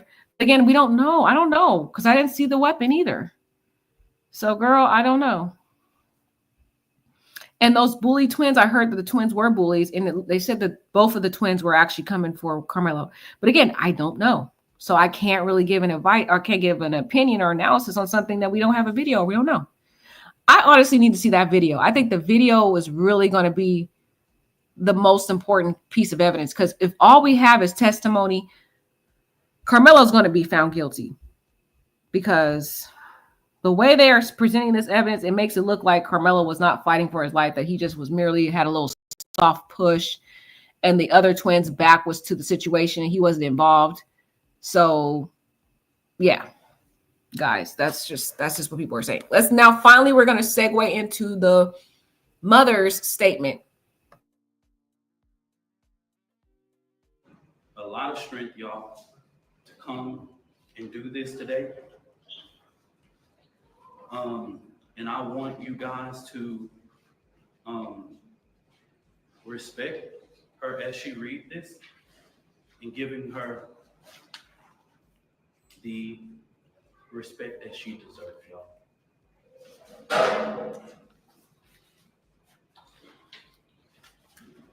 afternoon. My name is Kayla Hayes. I am the mother of Karmelo Anthony. 3 years ago, my family moved to North Texas searching for a better life. Like so many other families, we wanted to give our children the future we did not have.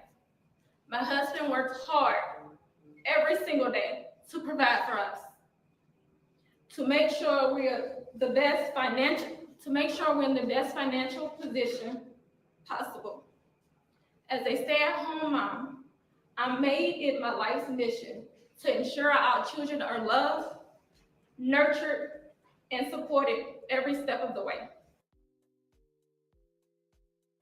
Oh, did y'all hear that? She's a stay-at-home mom. So that means dad got a bank. Dad got a bag, y'all. Dad is balling. Because we already know in America, one income in a household of like, you got 4 kids and a wife, and she's a stay-at-home mom. Dad is making money, y'all. Dad is making money. Oh, I like the way Z said clear people. I'm gonna start using that. I will not, for now on, I'm never saying white anymore. I'm gonna say clear because I like clear people. That's funny. Okay, I'm sorry, that took me back. Okay, but dad got a bag.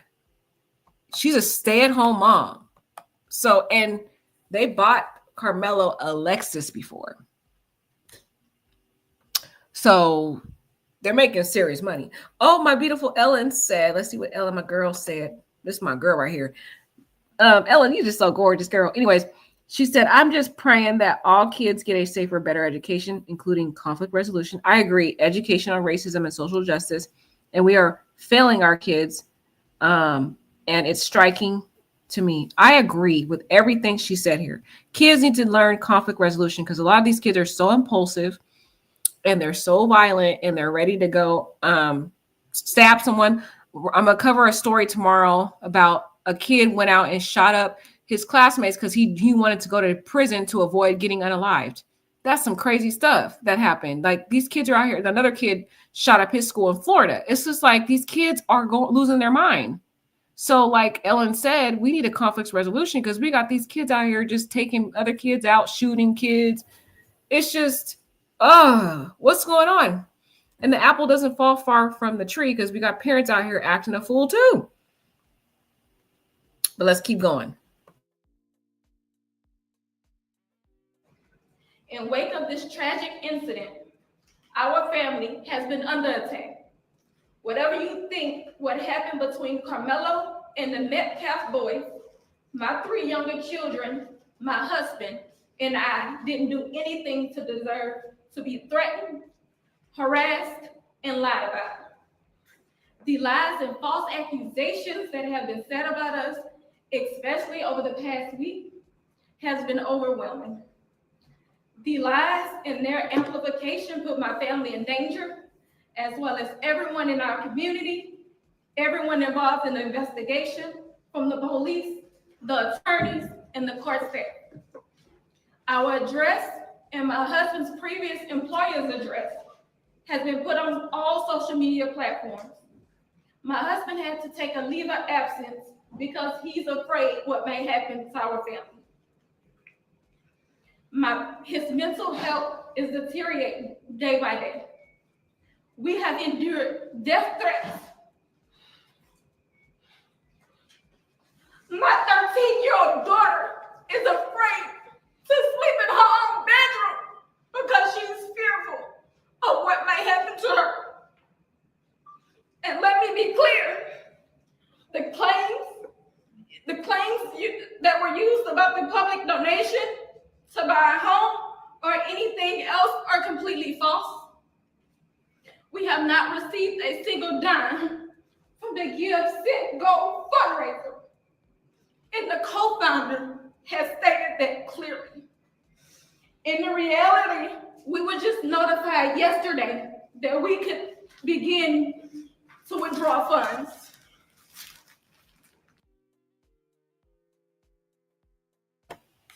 This is just so sad seeing this mom break down like this. This is why I'm trying to tell y'all they did not need to do this news conference, because they're in an emotional, broke down situation. You got the mom up here crying, you got the dad up here crying.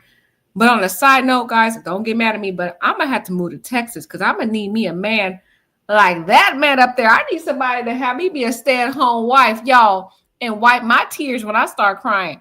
I might have to take my butt on to Texas, y'all, because they got some good men out there. Okay, anyways, let me go back. Sorry, y'all. I just was like, wow, look at him over here wiping her tears, comforting her. Now that's a man. The only thing I just said I don't like about him is he should have been the one to speak. Maybe he's so emotionally broke that she wanted to protect her husband and be the one to speak because he probably wasn't emotionally able to, because she said that his emotional health has been deteriorating. So maybe, oh no, you think he's about to lose his job? Please don't say that. Please don't say he's gonna lose his job. Oh no. But yeah, anyway, y'all, I'm gonna have to move to Texas. I'm just saying. And it still takes several days to receive those funds once a request is made. I don't know why we are being targeted and discriminated against before a fair trial. Our son deserves the same rights under the law that everyone is afforded to. He's been raised in a two-parent home with structure, stability, love, and we put God first in everything that we do. We believe in the Constitution. We believe in the laws of this state, but those laws must apply to all of us, not just some of us.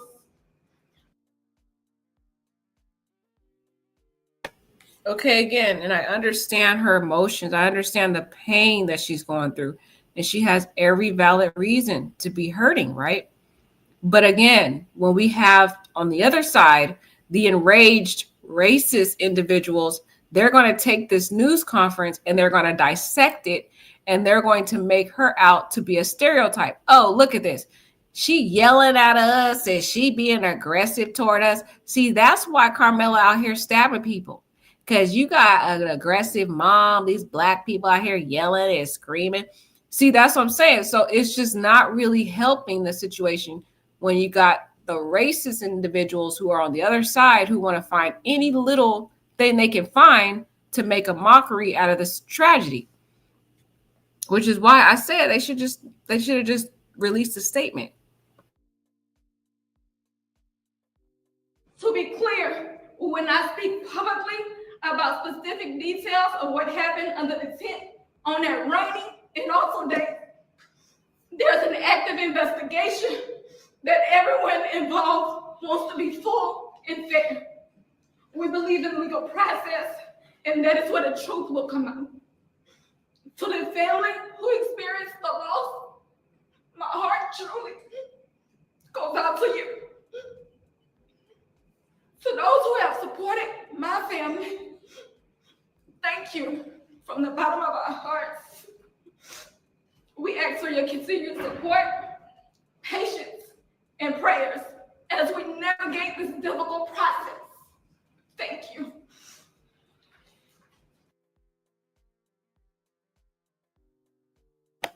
Wow. I don't know y'all if y'all felt what I felt, but she didn't make me cry when she said she was sorry for the loss of the other family. You can tell that she meant that with her soul. She is legitimately sorry, because this family is a very wholesome family who does have faith in God, and they have a sense of empathy, which is why you can see a stark contrast. You see how empathetic she is towards Jeff and the parents involved and the family involved that lost Austin. That contrast that with the Reverend. The Reverend came off very forceful, very aggressive towards Jeff, whereas on the other side, you could see that Karmelo's mom here is expressing the most deep core empathy and remorse that she is feeling. And I'm really worried about this marriage here, because now they're going to have to go through trial and other tragedies when this case is litigated, and it could cause a rift between the couple because now they're going to be bickering about certain things, disagreeing with things. I just pray they keep their marriage together. They keep strong as a family through this whole thing because it's going to be difficult. But like I was saying, the reason why I was saying I don't think the Reverend is a good representation for the family is because you can see here how she literally almost lost it when she cried throughout that last part of her speech, but you could see she broke down the most when she expressed empathy about the loss of Austin, which shows that they really are deeply remorseful for this child being lost, his life being lost. Whereas the Reverend came off very disrespectful, which is why I said he is not a good representation of this family and how they really feel. And he's more so portraying them in a dark light, which is why I don't think they should have this Reverend speak for them. They should have the lawyer speak because the lawyer understands certain ways of how to address a victim's family. Us as attorneys, we are trained in how to approach a victim. And one thing we learn in our training, especially in litigation, is we're supposed to handle the victim with care. And we come off as in a gentle way towards a victim, even if that victim is not being honest or doesn't have a good character, because we understand that they are victims and individuals who are watching and that are lay persons will be repulsed, and it will ultimately negatively impact the client if we're being aggressive towards a victim, which is why I said it would have been more of first of all, they shouldn't have had the press conference. That was my first opinion. The second opinion is, if they're going to have the press conference, they should have had the attorney do it because he is more trained to handle situations like this. And they should have had the attorney read the statement of the family and not allow the family to speak at all. That is my opinion. I feel like this didn't really help the situation. It more so made it worse because now it gave more ammunition to the individuals who are racist, who are now going to take this press conference and they're going to run with it and they're going to shed a negative light against this family. That is respectfully my opinion. Now that we've watched that news conference, though, I would like to hear from individuals in the comments. So we're going to talk a little bit about the comments and then we'll go ahead and end the live. So let's see what y'all had to say in here. Okay. Hey, Tavia. Oh my God, my beautiful people are here. I'm so happy. Anyways, Tavia said they probably haven't even made love since this incident. Exactly, Tavia. Like I was telling you, girl, I really feel like I'm worried because every time there's a big tragedy like this in a marriage, it can cause divorce. Like they start arguing, they start being more separate. The emotions take a toll on the family. I just hope they're strong enough to fight through this because they're a beautiful family. Z says, oh, no, not Z. This is my girl, Ellen. Hey, girl. Ellen's my virtual bestie. I swear in my head she is. Anyway, Ellen said, I mean, I know kids in my community that have been randomly shot at school. Right. It's just getting out of control. It's getting out of control with the shootings and it's terrible. Please, Z, I hope you're not right. She said he's about to lose his good job. I hope you're not right. Oh, please don't be right. I hope he doesn't lose his job. Ellen says, just hope these families can at least not be harassed while dealing with such overwhelming grief. Exactly. I really hope the same thing that, but sadly, let's just be real, Ellen. The racial tension in this country is really bad right now. And the president that we're dealing with is not helping the situation. Okay, girl. So unfortunately, this family is going to face a lot of racial divide because of the color of their skin involved. Because as I mentioned earlier, we had a whole situation with the same facts. The only difference is it involved a white kid who unalived a Mexican kid. And in that situation, y'all, I have not heard one person come out and say anything about this case or any individuals come out and protest it, threaten the white kid's life. There hasn't been a peep or a squeak. In fact, a lot of times they always blame it on mental health. Okay. Yeah, I love you, Ellen, girl, for real, for life.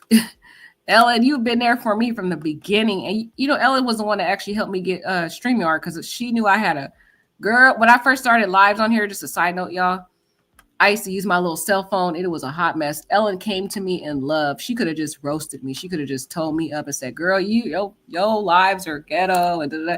She was like, oh, your lives would look a lot better if you had StreamYard. She was like so kind about it. So that's my girl for life. Even I've been gone for a whole year, she's still been here, y'all. So that's my girl. And Tavia and Alicia, those are my longtime people for life. I love all of them. Anyway, Tavia said, oh my God, I hope this doesn't drive her to cheat. Girl, I hope not. I really hope not. Tavia or Z says, yes, Black people are always empathetic. It's true. And you know why we're always empathetic? It's because we know what it feels like to experience racism and hatred and discrimination. She said it's the others who have zero feelings or emotions. And the reason why they some of them, I can't say all, some don't have the empathy that minorities may have is because they don't know what it feels like to experience discrimination. When you have not been in that seat and you have not experienced hostility and hatred just because of the color of your skin, the color, that's all it is. They lack the understanding to know what it feels like. And so they're incapable of empathizing with you. That's why you see a lot of Black people out here protesting for other cultures and protesting for injustices because they know what it feels like. They've been there. They've walked that park before. Okay. Alicia, she says some of the chat comments are funny. Girl, aren't they? Alicia, girl. I really wish I could meet you guys in real life because you guys would be cool vibes in real life. Anyways, he said, I never had a man wipe my tears, and that's why I'm single. Girl, that's what I said. Z, that's why I was like, girl, I want to move to Texas because I need me a Southern man that can wipe my tears. Dude, where I live at right now, y'all, we don't have gentlemen here. These men are a hot mess where I live at. They want to have 4, 5, 6, 7 women. It's a hot mess. So I'm like, I need to move to Texas because I need me a man like Karmelo's dad because, okay, he was so sweet, wiping her tears. And you know what I mean? I need something like that, y'all. Y'all pray for me, okay? That'll give me a little Southern man, okay? Sunflower said, oh, Sunflower, you're still here. Thank God. She said the Anthony family needs to get out of Texas. I agree. I agree 100%. Their life is in danger. I pray for them every day because I'm really scared for them.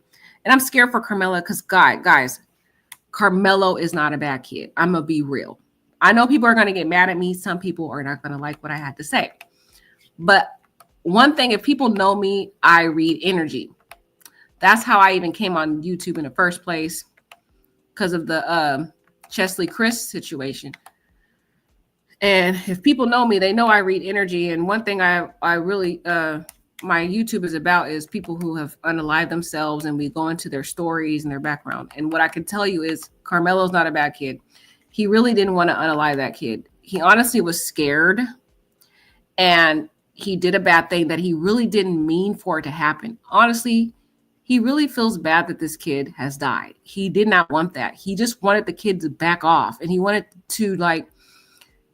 to extinguish the threat, but he did it in the wrong way because he didn't have the skills or the rationality to be able to decipher that using a knife was probably not the best choice.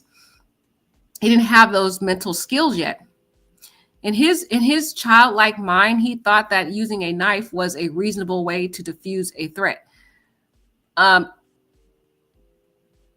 you know what? Honestly, I can't really say that with all accuracy because I don't know really the facts. I don't know what was the demeanor of Austin. Like, was Austin coming extremely aggressive? Was the twin with him also pushing and aggressive? Was there a group of kids coming at Karmelo? How forceful was the push? Where was Karmelo standing when he was pushed? Was he standing on the bleacher? Because that's a slippery place to be pushed, and it's raining. He could have easily fell down the flight of the stairs there, and he could have hit his head and died too.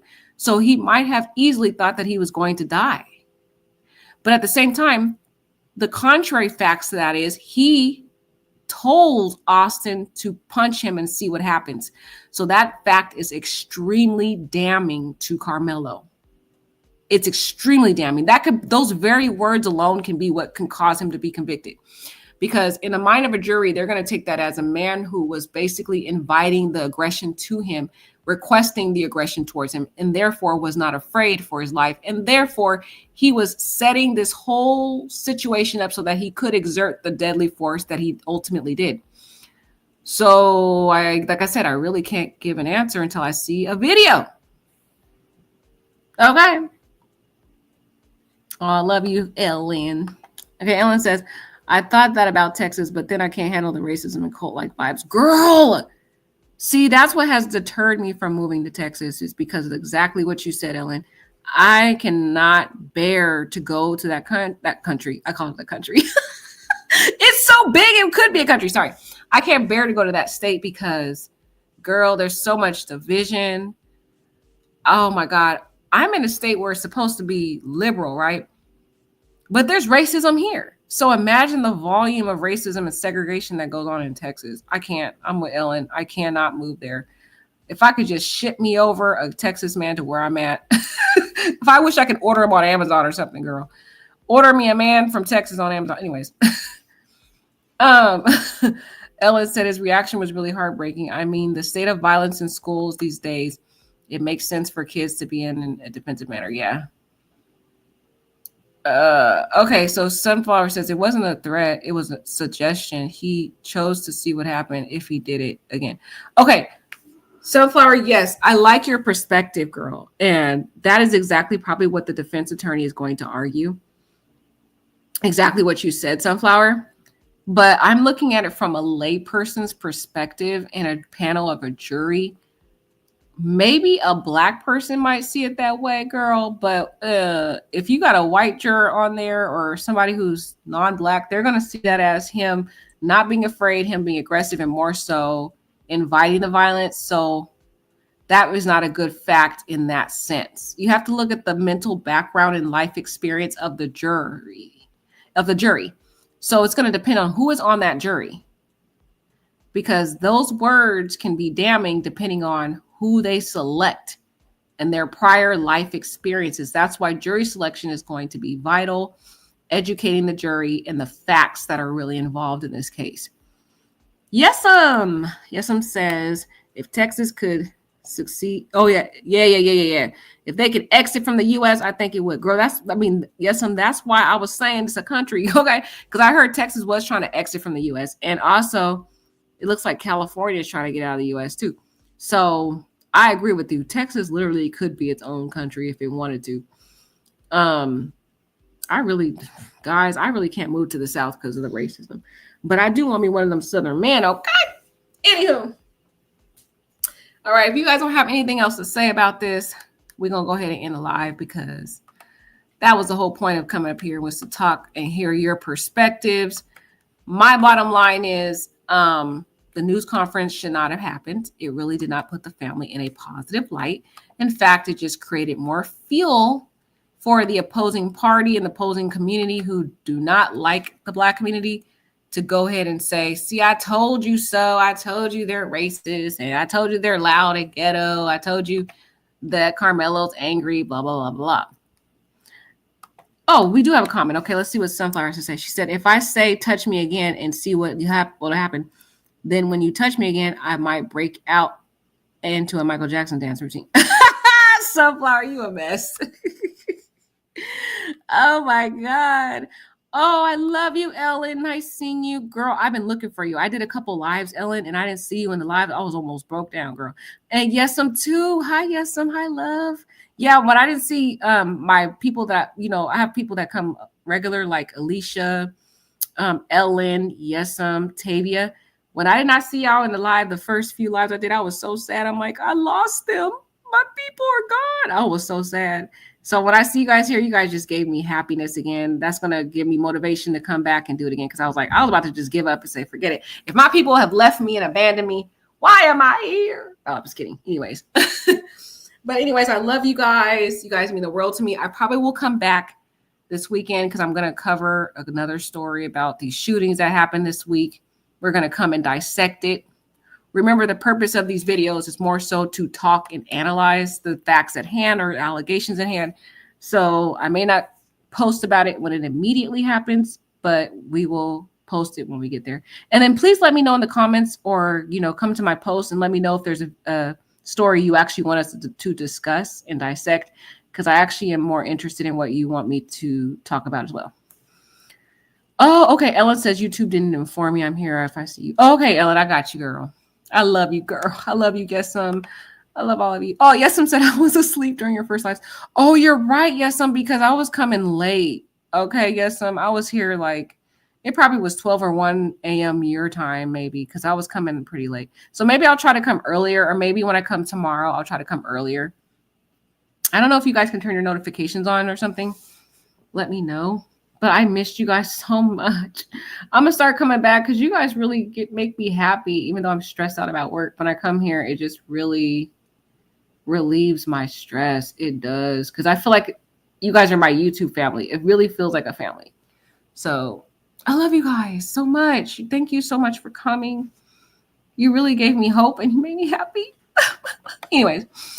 Ellen said, I hope you're enjoying your new job. Girl, my new job, okay, the first few months have been a hot mess, Ellen. That's why I have like abandoned YouTube for a while, because I have been like booked with clients, like, girl, back-to-back cases. It's been a nightmare. But now I finally got to a point where I can kind of manage my caseload.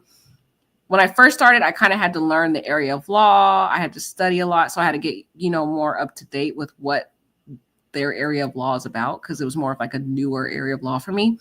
But now that I'm kind of more aware of the law, I'm pretty more able to balance the workload out. So I'll be able to come back more, but it will probably be more so on the weekend. So I'll probably come like Friday, Saturday, Sunday time frames, unless I have like a deadline that I have to work on. I may not come that week, but I'm coming back, y'all. I love y'all. Sorry, I've been talking a lot because it's just I miss my people here and they're here, and I'm just so happy. All right, guys, you guys have a wonderful night. I will see you. Let me get rid of this comment. I love all of you, and you guys mean the world to me. Take care, and like, comment, and subscribe.